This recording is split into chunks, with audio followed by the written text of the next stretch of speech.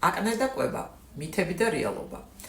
რა პროდუქტები არსებობს, რომელიც ხელს უწყობს აკნეს გამწვავებას, მაგრამ არ იწვევს აკნეს. პირველი, ეს არის რძის პროდუქტები.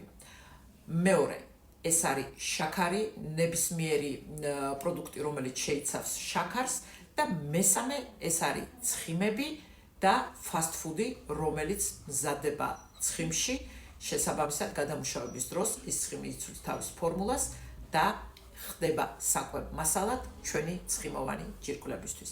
ეს სამი პროდუქტი, რომელიც მე ჩამოვთვალე, არ იწვევს აკნეს, მაგრამ თქვენ თუ უკვე გაქვთ აკნე ჩამოყალიბებული, მაგ შემთხვევაში ის ყველანაირად შეუწყობს ხელს ცხიმის ზედმეტი გამომუშავებას და ასევე აქედან გამომდინარე უკვე აკნეს გამწვავებას. გაითვალისწინეთ ჩემო კარგებო ეს რჩევები, აბა წარმატებულ არჩევანს გისურვებ, როგორც ყოველთვის.